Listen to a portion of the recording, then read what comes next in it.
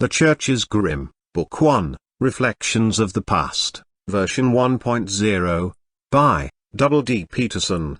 The weight of a million lifetimes seemed to melt away. As I made my way through my long-abandoned village, I felt like a decorated war hero returning home from months being at sea. Sadly though, no one was left to welcome me home. "How many lifetimes has it been since we've seen this place?" I asked, a deep sorrowful question I had honestly forgotten the answer to. A bark came from my side, as if the source of the sound was answering me. A large mighty wolf was following along next to me. The magnificent creature was nearly 5 feet tall on all fours. The muscles bulged under his fur and his gaze was paralyzing. His left eye was a deep molten gold color. His right eye, now an empty socket, with a deep scar on his face, once held a beautiful sapphire eye. From the tip of his snout to the end of his tail was almost 9 feet long. His fur, black like the night, reflected a purple hue. His paws could rival the largest hands of the largest men from my village.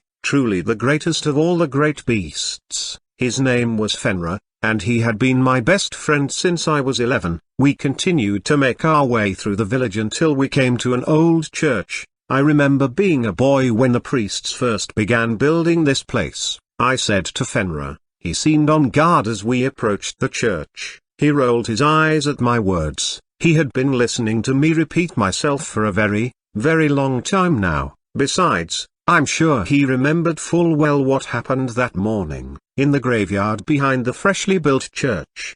By the hands of a priest for a religion shrouded in dark arts and forbidden secrets, aided by the betrayal of my father, Fenrir got his throat slit. "What a horrible day that was," I said, placing my hand on Fenrir's head. He whimpered and licked at my hand. "Let's go, buddy, there is happier memories we should be focusing on." I pat his head and continued walking towards my family's old farm. I made my way up the old pathways past the old rotted fields. I saw the tree I used to practice my sword skills on. I came to the broken and untended fence which surrounded the place and made my way towards the gate. We finally made it home, I thought. My nerves began to build. I held the gate open and turned to call out for Fenrir, who had gotten distracted marking his territory. "Here, boy," I called out. Fenrir barked and jumped the fence in a single hop. He ran around in the yard, as if remembering the countless hours we used to play here. "It's surprising how far we've come. How strong we got, the things we've accomplished, the people we've lost, all the people we saved. How long has it been since we've been home?" I barely got the words out. I was breathing heavier now. A lump began to form in my throat and I held back tears. I began to feel weak in the knees and my steps felt heavy. My vision blurred slightly as water formed in the corners of my eyes. I could hear the faint sound of trumpets playing far off in the distance, a song of victory far grander than any hymn ever written, any poem ever conceived or any story ever put into words, yet as familiar as the Nordic tales and legends I grew up on. All around, as far as the eye could see, danced beautiful white flames. They danced alone, in pairs and in groups. Small and large, they swapped partners and flickered in and out of sight as they rose towards the heavens. A song older than time seemed to guide the flames as they danced. I watched mesmerized at the sight while I walked. The sound of wind chimes snapped me out of my trance. Hanging outside our front door was a small wind chime. We had made them using leftover copper. The chimes sang out from the breeze and seemed to join the trumpets in harmony. It was as if my mother was welcoming me home. I walked over to a stump in our front yard. My father claimed that when he was a child he cut it down in a single afternoon. Before being cut down, the tree must have been hundreds of years old. That tree seems so young now, I thought. The memory was comforting and I couldn't help but let out a chuckle. In a way it felt like my father was welcoming me home also. "I wish I had a chance to tell you, I understand now," I whispered to the stump. A single tear escaped my eyes. Despite my desperate attempts to not cry, Fenrir didn't seem to notice though. He was too busy pissing all over everything. He seemed to be skipping with glee as a single yellow stream splashed what once was a flower bed. I let out a laugh and watched the show for a moment. Before removing the ornate silver scythe from my back, I rested the scythe against the ancient stump and took a step back to admire it. The symbol of an ox could be barely made out under scratches and scrapes on the blade, scars from countless fights. The blade was sharper than any weapon. Even after all of this time, only one blade was its equal. The blade curved with a length of almost 2 feet. A long silver handle with a deep bend almost made the scythe look like a crescent moon. The handle was wrapped with brilliant shimmering golden grape vines. They appeared to grow from the base and weaved their way up the shaft. The gold vines, which once acted like a grip, were now dull and smooth. The overwhelming personality this weapon once had was long gone. Even the string I once had strung across the shaft has been lost to time. "Enjoy the ever after, old friend," I whispered. I knelt down to touch the cold metal one last time and pay my respects. I made my way back towards the front door and pushed it open. As I crossed the threshold I noticed a mark in the door frame, a reminder of how tall I was as a boy.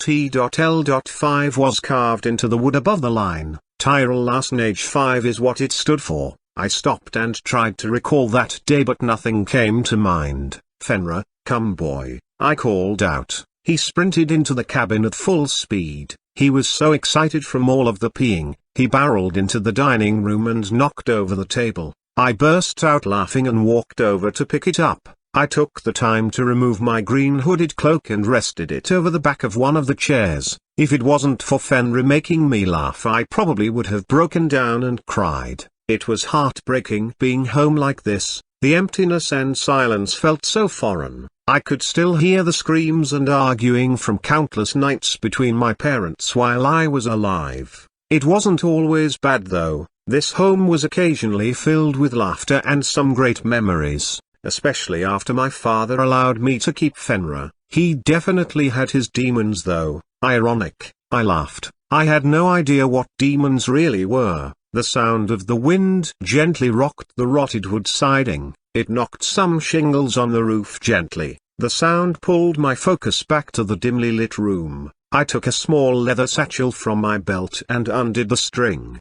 which kept it bound to my waist. From inside I pulled out a pair of crucifix, a leather-bound book, a eye patch, a golden bell, a small black booty, a gold pocket watch and a mysterious glass mirror.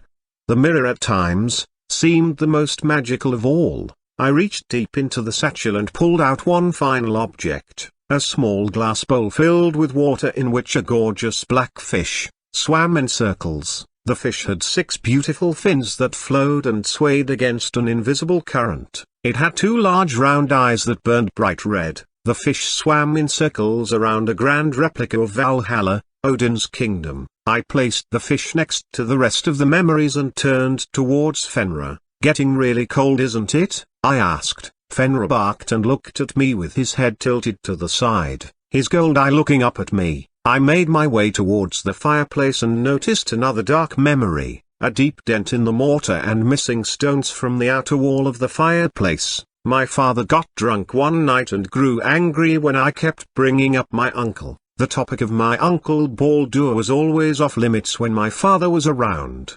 But occasionally my mother would tell me tales. One night when I asked my father one too many times about Baldur, he snapped. In his anger he grabbed my uncle's war axe and buried it into the rock, spraying pebbles and stone all over the living room. I remember how the sparks from the strike lit up his face. It was twisted in the most spiteful rage, a look I have never been able to forget in all this time. I was really scared of him that night. I laughed at the thought. We faced some truly terrifying things. I knelt down and fed materials into the fireplace. A dim glow began to fill the room. I got up and made my way to the window. I gazed out and took one last accepting look at the white flames dancing towards the heavens. The sun was setting and the moon was coming up.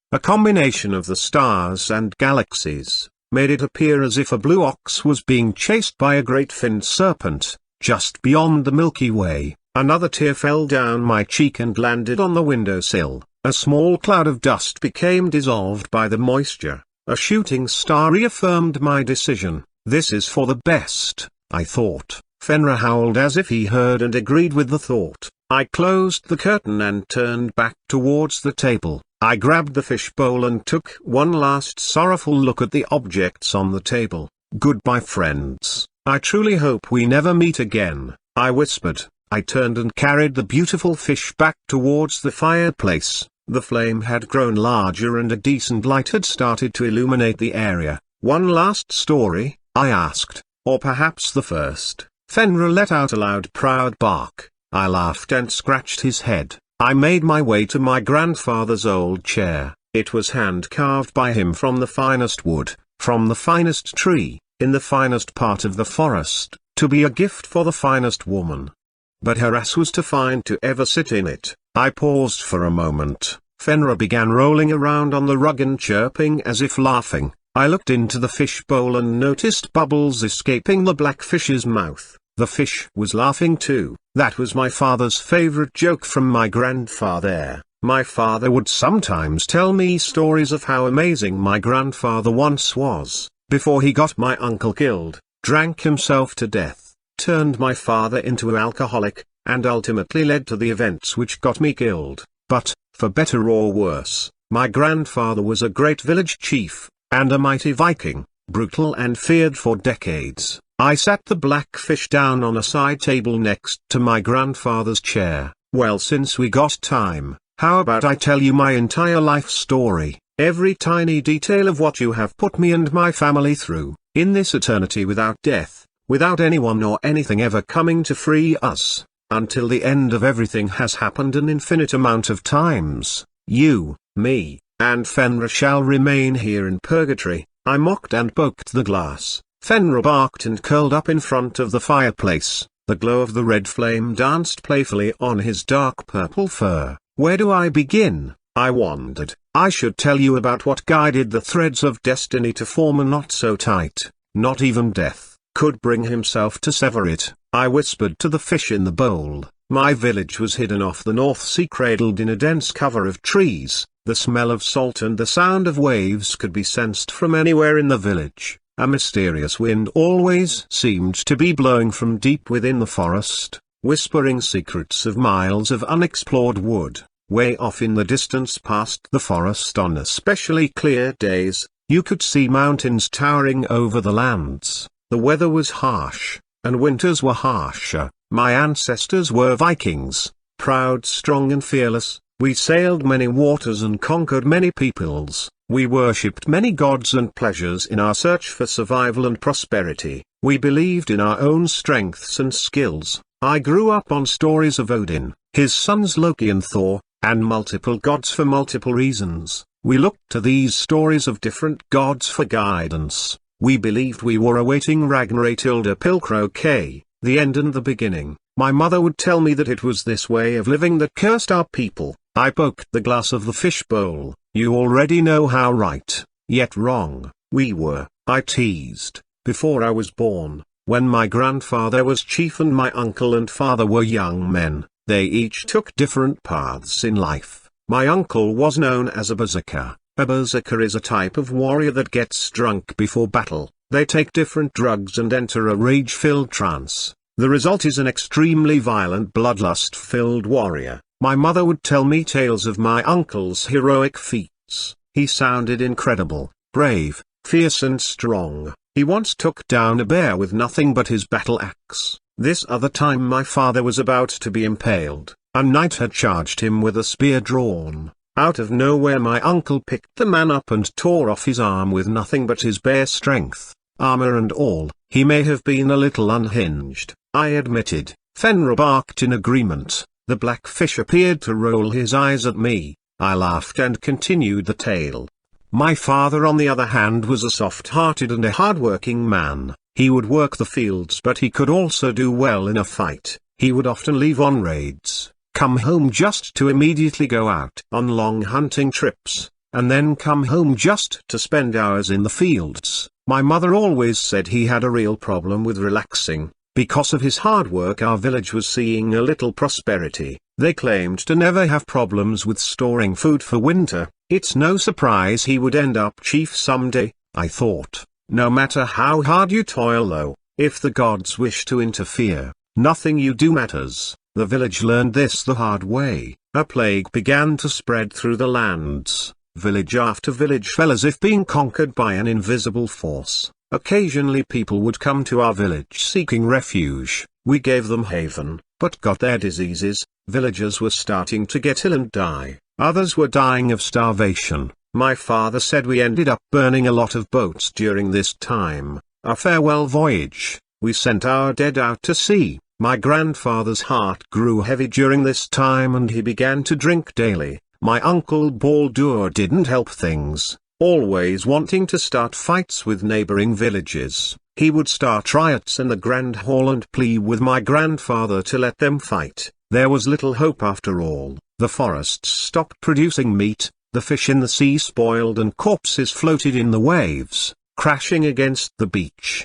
The land refused to give up harvests. Because of this, Baldur got his wish and we began pillaging and raiding again. We had many strong Vikings that followed my uncle. They would often pillage nearby villages for supplies. My uncle had an obsession with bringing slaves, women and children back with him. However, the captives were rarely useful as farmers or gatherers. The spoils of war, food and drink, with would dry up and spoil. Treasures with no buyers were worthless. Cheers and war cries which once echoed through our valley, were replaced with the cries of the dying. We held on to our ancestry, our belief that it took strength for us to survive. It was this strength that gave us our pride. It honed our fortitude and led us to conquer foreign lands for survival. Unfortunately, the harsher and more difficult it got to survive, the more our fields failed to produce, the more the seas failed to provide fish and the forest its bounty, the harder we leaned into pillaging and raiding. However, the more advanced the world's technology and defenses became, the less prideful we got, the more defeats we faced, the more depressed we became. Our boat makers were no longer making mighty ships to conquer lands, they were making boats exclusively to send the dead out to sea. This is where your people come in. I winked at the fish, he seemed to wink back at me. Mockingly, I could almost see the dumbest look on his face. So when these Christian missionaries came to offer trade, goods and assistance, my grandfather cautiously let the foreigners in. The missionaries were kind-loving people. They didn't mind helping us in the fields. They would go on hunts. They engaged in meaningful conversations and became friends with most of the village. They often cooked large feasts for everyone who wanted to attend and would wow them with tales from the Bible. They were nothing like the priests that came in the following years. In fact, once the priests came, everything changed. You already know all about that though, don't you? I asked. I slammed my fist down on the table next to the chair. I glanced over at the fish bowl. Waves violently rocked the fish back and forth, but the fish remained calm. The fish was watching me intently. I assumed he was listening to my story with great excitement, afraid to miss even a word. In reality, I'm sure he was filled with an unyielding rage at the sound of my voice. He must have wanted nothing more than to have me fish him out, scale him alive, boil him screaming, as long as it would have meant I choked on his bones. Fenrir was laying with his head rested on his paws. His eyes were closed and nearly looked normal in the shadows. I could only vaguely make out the scar over his right eye. I turned my attention back towards the bowl, back to the story, little fish bitch. I really emphasized the words as I tapped at the glass. I mockingly continued. My village saw great prosperity once the priests came. We had plenty of food from great harvests. The priests had doctors who brought knowledge and medicine that healed our sick. It was easy for the villagers to believe the priests' words. They would claim it was through the prayer and the grace of their God that our burdens were being eased. They began to heal the sick and they offered us many goods. My grandfather and my father grew to trust the priests and even began to learn their religion. My uncle, however, despised the missionaries and the priests. Baldur had grown bitter and angry. Since the priests arrived, he was forced to stop going on raids. My grandfather restricted his drinking and psychedelic usage, and even took away his war axe. Baldur slowly began to lose his meaning to live. He began to pick fights with the priests and the holy knights that guarded them. He refused to listen to the sermons they would share and challenged all their words. He held strong to his belief that he had earned his spot in Valhalla. Shortly after the priests had come to our village, the missionaries moved on to find new tribes to help. Uncle's resentment towards the foreigners grew. He began going on longer hunting trips. My father thought he had been hunting down the missionaries, to get revenge for ruining our way of life. One day Baldur came home from a very long hunt belligerent and drunk. He was in full-on berserker mode. He gathered everyone in our grand hall and called out the priests in front of them. He challenged a holy knight to a fight, to which the knight declined. Instead, a priest stepped forward and proposed a challenge to prove once and for all the power of his god. My grandfather would get our best fire builder and they would attempt to create a flame. Let's see which god's flame burns hotter and brighter. One of the priests proclaimed. My uncle and my grandfather agreed, and my father was chosen to create the flame. My father took his time and put all of his knowledge and effort into building this fire. He was concerned about his brother and wanted this to go away. He wasn't sure why his flame needed to be hotter, but he knew one thing. He was starting to agree with Baldur that it was time for these priests to leave. He stacked the wood and carefully placed the kindling. He put his secret mixture of starter into the base. He pulled out his trusty flint and grabbed his knife from his belt. He struck, and the hottest flame he ever felt roared to life. He knew it was by far the best fire he had ever made. The crowd cheered and roared at how quickly and hot my father's fire grew. The priests sat back and allowed the people to take in the glory of this flame before they interrupted. The head priest gestured to a young man that pulled out a trumpet. He blew loudly and the crowd was silenced. The priest walked up to a pile of wood and knelt down to say a prayer. My father was convinced that he witnessed the priest add something to the wood, but he could never prove it. The priest stood up and addressed the crowd. Today my God refuses to stay silent at your sinful denial of him. His voice boomed in the silence. Your strongest warrior who believes he is destined for Valhalla, who lives each day like he's ready to redeem that invitation. Today he will not be judged by Odin but by the wrath of my lord. Baldur will walk through the fire made by you people. If he survives and is still without fear, he shall attempt to walk through mine, the priest declared. The crowd remained silent as if they couldn't comprehend his words. My father was terrified. His fire was the hottest he had made. There is no way any man could walk through unharmed. By now the flame rose over 10 feet high and had a circumference of 4 feet, the heat of which my father says could have melted iron. A loud war cry broke the silence and my father's fears. I ain't afraid of your fucking fire. If you cowards won't fight me, fine, but don't try to hide behind your god, he mocked. A few people in the crowd cheered him on. Slowly more and more people began to join in. My father was paralyzed with worry and couldn't bring himself to protest. My uncle stepped up to the fire and placed his hand on my father's shoulder. Don't worry lil bro, I've had sunburns worse than this will feel, he laughed. He put on his helmet and began to pound his fists into the metal. He screamed into the sky and the crowd roared back. His war ritual was in full effect. A man brought Baldur a giant mug of mead to which my uncle swallowed in a single gulp.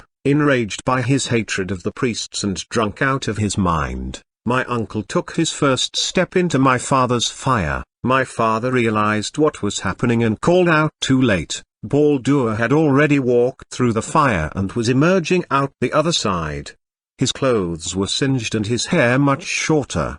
But he seemed unharmed.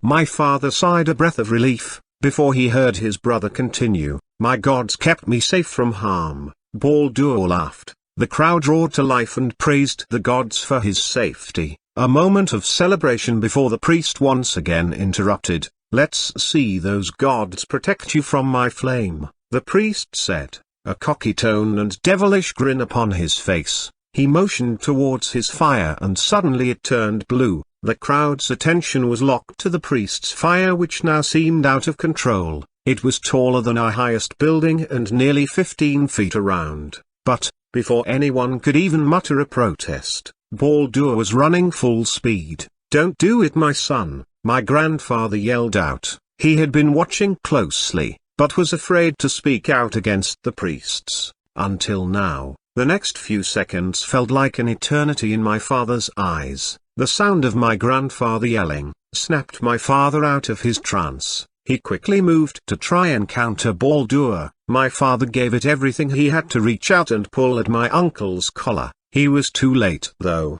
The second Baldur touched those flames, he disintegrated into ash. I said somberly. I slammed my fist into the table again. The motion made the fish sway in his bowl. The sound made Fenrir's ears perk up, but he didn't lift his head. The priest boastfully stepped over my uncle's ashes and addressed the village. The villagers were silent in amazement, and only a few cries of shock could be heard. Behold, the judgment has been passed and you have bared witness to my God's power. The priest boasted his Lord's victory. My grandfather wasn't the same after that. He began to drink heavily and would attack my father. After a few years of alcoholism and becoming a hermit, my grandfather passed away. If it wasn't for my mother being there for him at the time, I doubt my father would have survived. Apparently this is when my father's drinking first got out of hand. My mother convinced my father to take over as chief. She was sure my grandfather would have wanted that.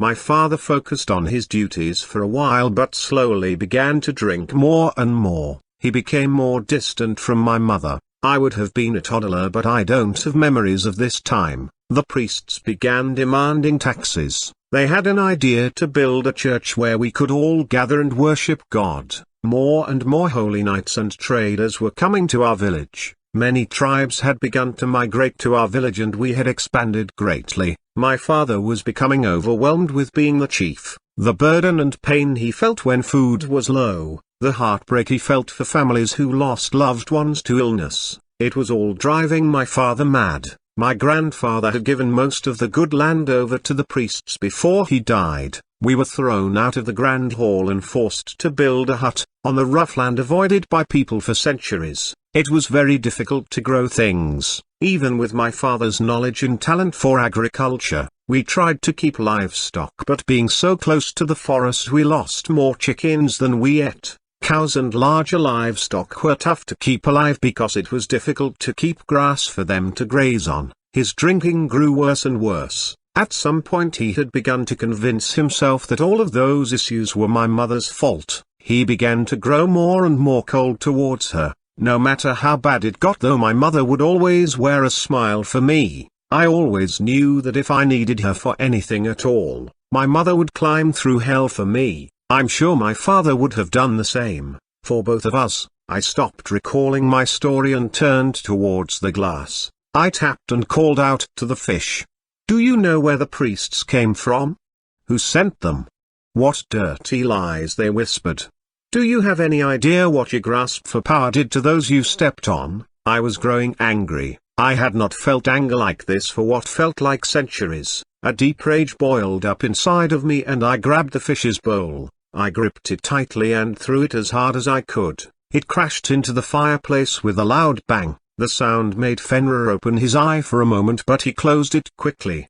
Suddenly the glass began to glow red and hovered slowly out of the fire. The room grew darker as the fire momentarily got snuffed out. The bowl flashed with light and raised slowly into the air. It floated through the air and stopped shy of my face. The black fish swam in place and stared at me, his red eyes now ablaze with fury. I could see my reflection in the glass of his bowl. I hadn't aged a day since I died. I looked up and down my face and saw many scars, from wounds long forgotten, from fights long won. I'm pretty sure this one is from when Bastet stabbed me through the cheek. I rubbed the spot on the side of my face. Another scar above my right eye caught my attention. This one is from when a man failed to pluck out my eye, with his long, taloned fingers. Sorrow filled my mind. I failed Fenrir, by allowing a man to take his eye. Instead, I sighed. I reached out and grabbed the bowl. We returned to my seat. I sat down and placed the fish back onto the table.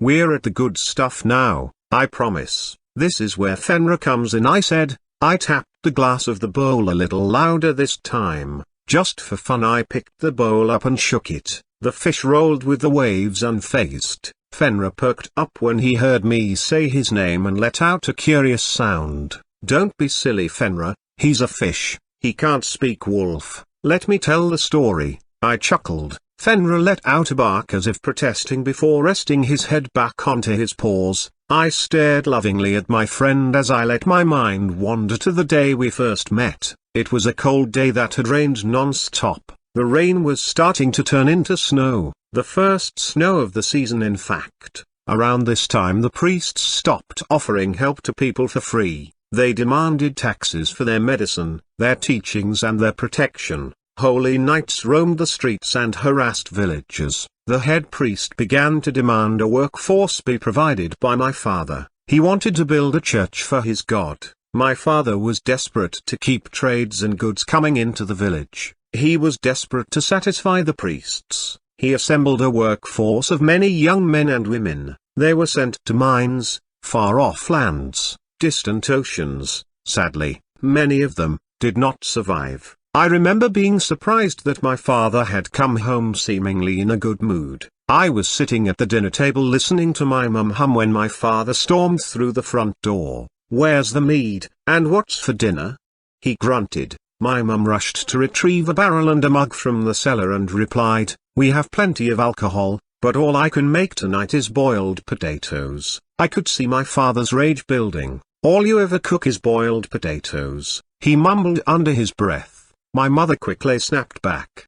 "If we had some decent land to grow crops on, or if you would use your influence with the priests to get a share of the taxes, then maybe we could afford some decent food." She spoke in a stern tone. My father gulped down his drink. I took that moment to slip out of the front door. I wandered around the yard hoping the booze would make my father silly instead of angrier. I work hard to keep this village alive. I do what I can to keep our fields tended. Maybe if our son wasn't such a wimp, he could go out hunting and bring us some meat. My father yelled. I was used to hearing things like this from my mind, but it was a new feeling hearing it out loud. I felt anger boiling inside of me and I ran into the house. "I'm sorry I was ever fucking born," I yelled as I turned to run out into the night. I ran until I lost my bearing. I kept running even though I had no sense of direction, or even a destination. I ran until my lungs were burning and the gasps for breath were too painful to handle. A root sticking out the ground caught my foot and I toppled to the ground. I lay there for a moment replaying the events from dinner in my mind. A loud howl startled me and I shot up off of the ground. Wolves, don't they start to hunt about now? I wondered. I was beginning to panic. Wolves were the cause for many child deaths in my village. I quickly looked around but I had no idea which direction I came from. Tripping had disoriented me. I began to hyperventilate and took off running in a random direction. The sun was starting to go down and it was going to be dark soon. This must be when fate found me. That beautiful woman followed me through the woods as I ran. I smiled towards the fish. I could see his tiny red eyes roll. While I was running I thought I spotted a large white wolf stalking me. I only caught a glimpse, but I ran faster. I ran and I ran until my chest began to feel tight and I tried to convince myself I was just imagining things. Another howl forced energy into my legs and I ran faster and faster, every step pushing the ground away from me, until there wasn't any ground left. I wasn't paying attention and ran off the edge of a small cliff. I tumbled and banged every part of my body on rocks as I fell and slid down the cliffside. I landed in a clearing in front of a large rock. It seemed like a sanctuary untouched by mankind until now. It was surrounded by the thickest walls of trees I had ever seen. The large rock in the center was the most amazing part. It sat like the centerpiece of a prosperous feast. Raw gold and silver reflected in the dull gray of the rock and granite, rubies, sapphires, emeralds, and gemstones I didn't even know the names for, bulged and grew towards the stars. They reflected the starlight magnificently. I admired the beauty of the riches, until I noticed that the sun began to fall behind the trees. Slowly the large white wolf emerged from the forest. It didn't seem to notice me and it began to ascend up the large rock. It climbed gracefully to the peak and lifted its snout, It let out a howl which rivaled the most gorgeous singing voices. "Beautiful," I gasped. At that exact moment all light vanished, pitch black darkness swallowed me whole. Something heavy had knocked me to the ground and I figured I was dead. That large white wolf heard my gasp. "It's tearing the flesh from my bones," I shrieked. The moon's light gently kissed the earth and my sight began to adjust. It wasn't the white wolf that tackled me. Looking around I couldn't see that white wolf anywhere. A quiet cute sneeze grabbed my attention. I looked down and a tiny black puppy was sitting on my lap. He looked up at me with these gorgeous eyes. His right eye was as blue as the purest sapphire. It was so kind, it melted away my sorrows. His left eye was molten gold. It burned like an inferno, filled with mystery like the sun. "Hello there," I laughed. I began rubbing my hands through his fur. The puppy nipped at my hand, only once. Then he melted into my touch. "I'm Tyrell Larson. What's your name?" I asked. The pup cocked his head and looked at me curiously. "Oh, I guess you probably don't have a name," I sighed. A howl from further off in the distance made me jump. The motion spooked the pup and he yelped. I sat as still as I could. My heart beat in my chest, until realization crossed my mind. "That white wolf was your mother?" I whispered, my heart pumping louder. The wolf barked as if to confirm my fears, but climbed up to lick my cheek. I think he was trying to tell me not to worry. I wrapped my arms around him and buried my face into his fur. I began to sob. My mind raced back to my father's words from earlier. If only I could be like Thor, the mighty god of thunder, I thought. My mind began to race at the legends of the old gods. I landed on the perfect name, pulled from the legends of my people. "I'll name you Fenrir," I said. I barely got the words out. Between sobs, Fenrir barked in approval and shoved his mouth towards me. Oh my god, oh my god. Is this my first kiss? I thought. I could feel the blood boiling in my cheeks. Fenrir's face moved closer to mine. I instinctively tried to push him away but he forced his way through. His tongue began desperately flicking at my cheek under my eye. "Of course, you were trying to lick my tears away." I laughed at how foolish I was. I laughed harder at the idea of kissing a wolf. Fenrir howled along as if laughing along. In that moment I decided I was going to steal this wolf away. I had become entranced by its personality. I felt as if I met my oldest and dearest friend for the first time all over again. I was not going to let that feeling slip away. I gripped him tightly and looked towards the sky.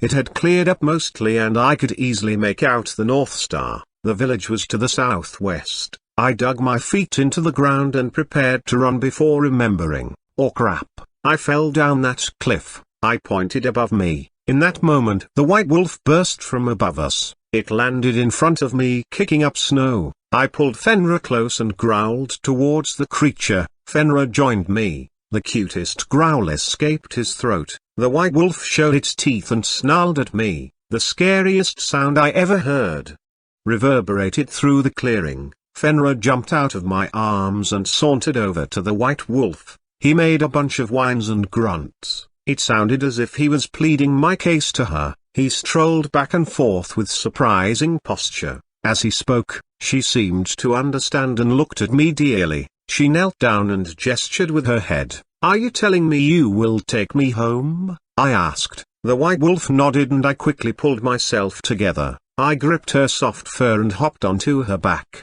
She felt as hot as a campfire. The feeling was almost too much to handle. Fenrir barked and began to jump up and down. I reached down and picked him up. I gently tucked him into my shirt and spoke out. "We're ready," I said. The wolf took off. In a single leap it jumped up the cliff and in a flash we were moving through the wood. A blur of white and green rushed past my view as we ran. Trees and snow mixed with the dark blue of night sky. The colors were hypnotizing and I don't know how long we ran. Before I could even register how far we had come, we were at the edge of my village. At the mouth of the forest, I let go and hopped down from the white wolf. I took one last look at this breathtaking creature. To this day I think she was taking pity on me. I said. I slapped the table. The fish swam there, still unafraid. I got up and made my way over to the table. I grabbed one of the two crucifix and made my way back to my seat. I rubbed my hands back and forth over the smooth wooden cross. Who would have thought, destiny and death, two of the mightiest forces in the history of creation, chose to bet on me and Fenrir? I laughed. The water around the fish began to boil. Water beads formed and dripped off the outside of the bowl. It slowly fell onto the dried old wood of the table. The table soaked in the moisture and revealed new life. Oh my, furious aren't we? Careful. We don't want you running out of water before my story is over. I laughed. Fenrir got up and made his way to the bowl. He howled and barked loudly at the fish. He licked the droplets from the bowl and sneezed. He sprayed the bowl in snot and barked playfully. Nice one, I laughed, turning my attention back to the fish. We're almost done with the introduction. The fish rolled over on its back as if playing dead. I couldn't help but laugh. That's clever. Good one, I said, wiping Fenrir's snot off of the bowl. Fenrir returned to his spot curled up on the rug in front of the fireplace and I retook my seat. I laced my fingers together and rested my hands behind my head. I put my feet up onto the footrest and locked my eyes on the ceiling. I was terrified to ask my father to keep Fenrir. I played with the idea of trying to hide him. I said, returning to my story, I walked through the village towards my family's farm. Nerves grew heavier with every step.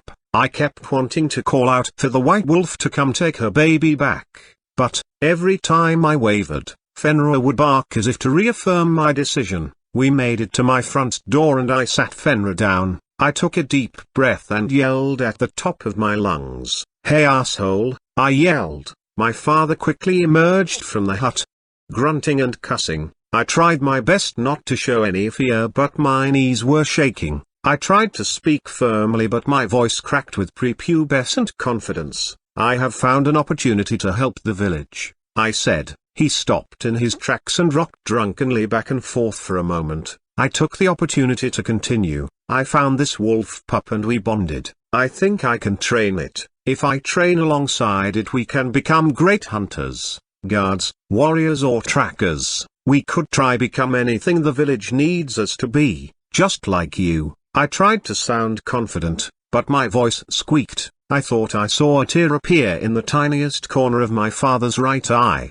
Who knows, I might even become as great a warrior as you once were, maybe even as good as Uncle Baldur, I said. My father had a brief moment of anger at the mention of his brother, but it faded into a smile. He let out a loud laugh and finally replied, "Ma boy, where has this been? Welcome home my son, we must toast." He ran back into the house and emerged a few moments later with 2 mugs. Drink, drink, skull, he declared. Behind him I could see my mother smiling from the doorway. I grabbed one of the mugs and clinked it against his. We toasted. I tried to drink it in one gulp, as if I was a mighty Viking, but immediately puked. My father laughed and sauntered his way back into the house. Fenrir sat there licking up my vomit. He hiccuped as if he felt a little buzzed. He got up on his hind paws, wobbled, swayed and mimicked my father. I remember laughing louder than ever before. I could have sworn that I noticed red on the fur of Fenrir's cheek, almost as if he was flushed. We hiccuped again, this time in unison and fell to the ground. We both laid in the front yard for hours, drunk and laughing. For the next 4 years I trained hard with Fenrir every day. He grew large and quickly. I was starting to get a pretty decent build myself. I became an excellent archer. I could pierce an apple with an arrow from 100 yards away. My father during this time, if he was having one of his good days, would tell me stories of my grandfather. Apparently he was also a great archer. Fenrir and I worked hard and became great sources of help for the village. For a while it seemed like everyone relied on us. However, your scheme was already in motion, I said, sadly. I glanced at the fish. A smile slowly spread across the fish's face. A row of bright white teeth shined in the light from the fireplace. Don't get too excited, the champ. The story is just getting started. Besides, need I remind you, who wins? I laughed. The smile slowly faded from his face and more water began to boil. The construction on the church was wrapping up. Whispers began to circulate, that the priests had a secret ritual. They would bury the corpse of an animal, before they would a human. They believed that the first death to be recorded in the graveyard would be cursed to watch over it, until the trumpets blared and the sleeping woke, to be reunited with loved ones, before standing before God and his final judgment. I never thought anything of the whispers. I never thought anything of it. The head priest was a proud man. He offered a secret deal to my father. The church would pay him handsomely if he surrendered Fenrir to be sacrificed. My father agreed. He awoke early in the morning while I was sound asleep and ushered Fenrir out of the hut. I woke up shortly after. I think I felt that part of me was in danger. I shot out of bed and looked around for my parents. I called out for Fenrir and heard a faint bark from far away. It sounded distressed and I thought it came from the direction of the church. I ran out the gate and as I passed the stump in our front yard I grabbed a tiny sickle we used to cutting weeds. I ran as fast as I could and entered the gate to the graveyard. I saw two priests holding Fenrir steady. The head priest held a knife to his throat. My parents were standing next to them. "Don't hurt him," I screamed. They saw me coming and the priest quickly grabbed a knife. He put it to Fenrir's throat and flexed his wrist. Blood sprayed into the air. The worst sound I had ever heard rang out. Fenrir yelped a blood-curdling cry. The sound tore my soul to shreds. The emotions I felt from what I was witnessing were indescribable, overwhelming. I felt faint and I lost my footing. I stumbled and tripped over my own foot and crashed towards the cobblestone. I felt a sharp pinch that quickly turned into a burning pain unlike anything I had ever experienced. I looked up and watched as Fenrir snapped at the priest while being held down. The blood pooling around him was impossibly large. I could feel the warmth wetness of it enveloping me. Strange. I should be too far away to be in the puddle, I thought as I drifted into a forever sleep. The last thing I heard while I was alive was my parents screaming in horror. I drifted into the deepest sleep. There were no dreams, no thoughts, nothing, just slumber. The next thing I heard was an enchanting laugh. It snapped me from my slumber. Tripped and impaled yourself on a farming tool. You were flailing and yelling like you truly believed you were some sort of hero. The laughing grew louder. I blinked and looked upon the face of the most breathtaking man I had ever seen. His skin was paler than the moon and he stood tall and slender. Long lanky arms reached out and pointed at me. He was dressed in all black and wore what looked like half of a human skull on the right side of his face. His right eye pierced through the socket of the skull, a crimson red. Staring at the man filled me with curiosity. The man began to saunter around flamboyantly and continued to laugh. "Oh Fenrir, I'm coming. Oh no, am I tripping? Oh oopsies. Dead. Oh no, unresolved mummy and daddy issues. However will I solve them now? Oh the tragedy." He leaned back and laughed even louder.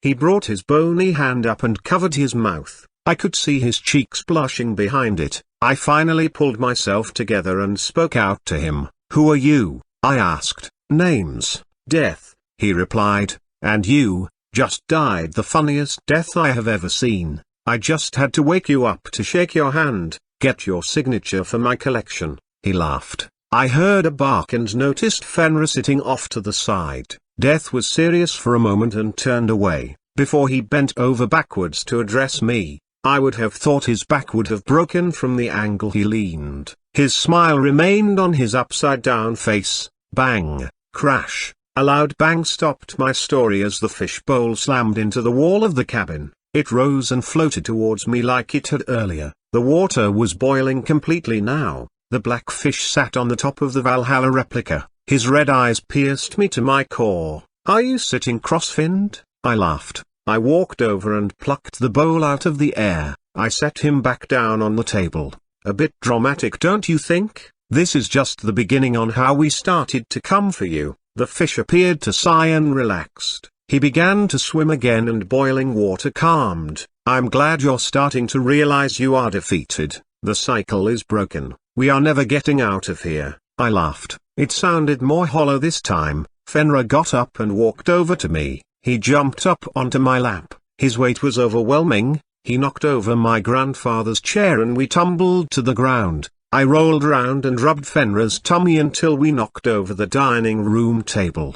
The items that I had taken out of the leather satchel were knocked onto the floor. I looked at the second of the two crucifixes and smiled. I looked over at the leather-bound book. A tight longing gripped my chest. I moved my eyes over the boatie and bell, and finally landed on the eye patch. It had landed suspiciously over the mysterious mirror, mostly covering it from view. "We did it, guys. I hope you all get it right next time," I mumbled. Fenrir stopped and got off of me. He barked and knelt down. He bowed his head to the treasures on the floor. "Swim back and relax. We're about to tell you the story of how we ended your reign and broke God's endless cycle," I said. I walked over and threw my green cloak over my shoulders. I looked at the fish fiercely and smiled. "How many more lifetimes will it be?" I asked. I looked at the fish and did my best to replicate Death's enchanting smile.